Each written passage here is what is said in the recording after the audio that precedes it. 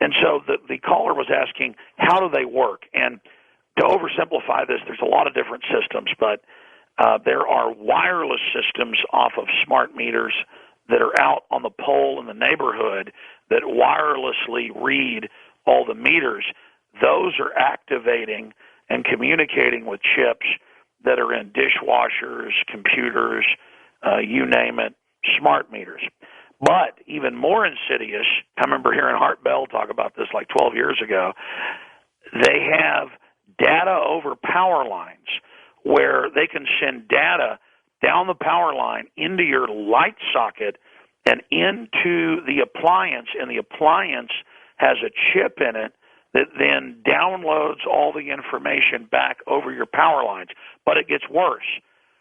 2 years ago, I learned of federal Homeland Security grants, first in Minnesota, then spreading out to other states. But first it was Minnesota, where city buildings and state buildings get grants for these new light bulbs, and they're given new computers where the light bulb flickers in a Morse code rate faster than the eye can see.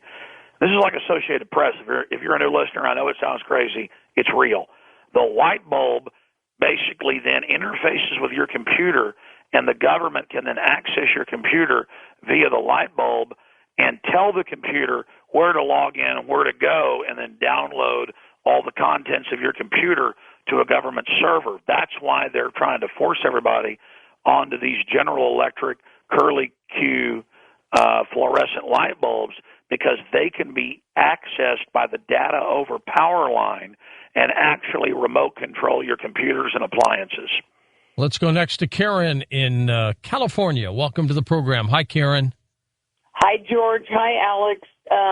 It's an honor to talk to you, Alex, and thank you for what you're doing. Thank you.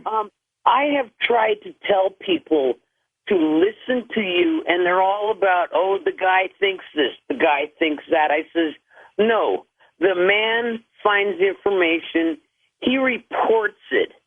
How do I tell these cough syrup drinking the grandpa's cough syrup, where to go find it for themselves so that they can see that you're not a bunch of, BS? Well, I would tell them that, look, the price of liberty is eternal vigilance, and I wouldn't just take information I cover, and I wouldn't even send people to me. I would just send them to General Petraeus, the head of the CIA. In the last time I checked, over 500 news articles with the transcript and the video of him 2 weeks ago or a week and a half ago announcing that your appliances are watching you and you no longer have the Fourth Amendment. And I would also send them, to shows that sometimes are less abrasive, a little more skilled in their delivery, like Coast to Coast AM. But I would also tell them, look, you don't want to be behind the learning curve here. Most people already know something's wrong. And if somebody's laughing at you just because you're trying to warn them, that's their problem. I mean, if you're not upset, you're not paying attention, as the bumper sticker reads. Oh, that's a good point, Alex. Alex, we're going to take this break. We're going to come back with you in just a moment as we will take final phone calls with Alex Jones. Split show for you tonight. Later on, Oberon Zell joins us as we talk about wizards and strange creatures right here on Coast to Coast AM. If you need to follow Alex, if you want to track his work, he's got two major websites. He's also got a TV project underway. You can get that information as well when you go to Infowars.com, PrisonPlanet.com. He's got a slew of DVDs and videos out there, including Endgame, Terror Storm, and they are some of the best. We'll be back. Well, next hour, the program, of course, continues. Oberon Zell joins us as we talk about wizards and very strange creatures. When we come back, let's talk with Alex Jones. He's not strange. That's next on Coast to Coast. And just so you know, the National Defense Resources Preparedness, we're talking about that executive order issued in 1939. It's been kicked around by nearly every president all the way through. So they're all part of this, Alex, aren't they? You're right. President after president reauthorizes all of this. It's just Obama changed it from during a major war, during the Cold War, during nuclear attack. He changed it to peacetime for an economic emergency, and we know it's a mathematical certainty if we don't write off all this derivatives debt that we're going to go down the black hole. Sure. Well, he may be right then. He may see something that not a lot of other people see, and that could be a calamity. Oh, it is uncertain. Look, we are headed towards a calamity if we don't get out of this fractional reserve banking Federal Reserve system. It's just when I see videos from C-SPAN of the Attorney General saying we've got to brainwash the public against the Second Amendment, it doesn't give me a lot of confidence about the crew that's in the White House. But as you said, presidents for a long time have been part of this. It's just that it's coming to a head now. They may have had this stuff on the books a long time ago, but they didn't have the nerve to have the Secretary of Defense go before Congress and say our military is run by the UN. They didn't have the nerve to say, hey, we're spying on you without warrants. They didn't have the nerve to have the TSA in the airports groping people's children. Everything, as you said last hour, is in high gear. It's all accelerating. Just 4 or 5 years ago, they would deny it. They would apologize. They'd try to cover it up. They'd try to spin it. Now, it's like they are just on parade. It makes my job a lot easier, but it doesn't make it fun to know that everything we've talked about, George, that you've talked about, that so many others have talked about, it's now coming true. And, hey, there's the good news. At least we were there beforehand warning people. So as this unfolds, your credibility, my credibility is rising. I'm not tooting our horn. I'm sad about that. I want to live in a free country. I would rather everything go back to normal, things get better. I'll be honest with you. I would probably quit doing my news website. I would probably move on to other things. But unfortunately, I don't think we're going to be out of a job that way anytime soon. Plus, it's in your blood, Alex. It is in my blood. No doubt. My mother today, by the way, 82 years old, went to the Federal Reserve Bank of Chicago, the Detroit branch. She's one of the only Federal Reserves that has a branch like that from a bank. And she was all excited. I mean, she said she was going to look at how they put the money away and everything. And I was going to tell her, I was going to say, Mom, did you know it's not a part of the federal government? And I said, you know what, George, don't go there. You know, she's 82, God love her, and you got to explain this, and she just isn't ready for that. And yeah, you don't want to ruin the fun of it. So I let her. Yeah, she thought this was a great time. She got on a bus, and they all went down there. All these 80-year-olds, and they're running around the Federal Reserve Chicago Detroit branch and looking at money. I hope she pocketed a whole bunch. You know, who knows with her. Hey, when I was a kid, I visited the D.C. Federal Reserve, and my parents bought a whole sheet of $2 bills that hadn't been cut yet, and we framed them, and I've got that in storage somewhere, so yeah. It's neat. Let's take some final calls here. We'll go to John in Sheridan, Wyoming. Welcome to the program, John. Thanks for holding. Thank you, George, for another outstanding program, and thank you for having my favorite guest on. Excellent.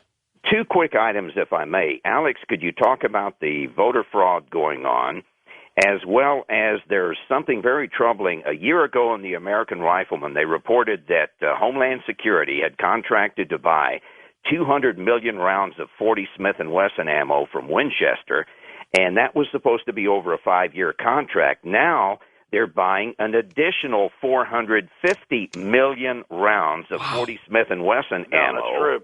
Yeah, that's more than 2 rounds for every American man, woman, and child in the country.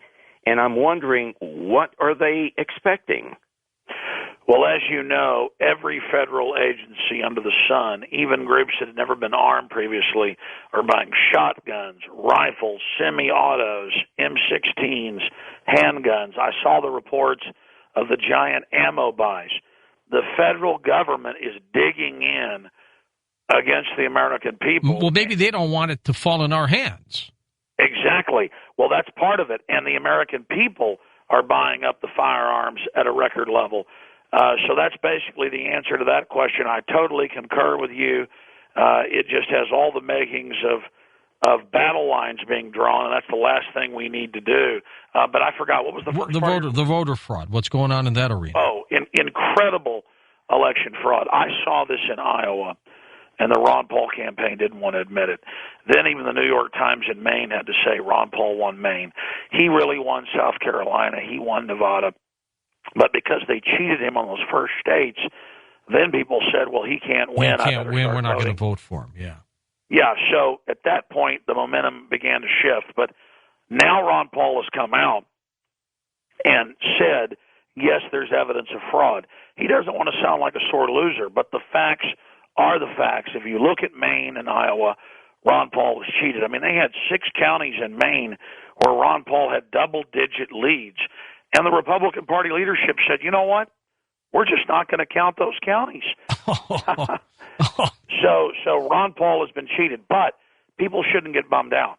The fact that he did so well, the fact that that message of liberty is out there, the fact that most people now know the Federal Reserve is private, not federal, we're beginning to gain ground. So the fact that they had to cheat Ron Paul shows you how desperate the system is.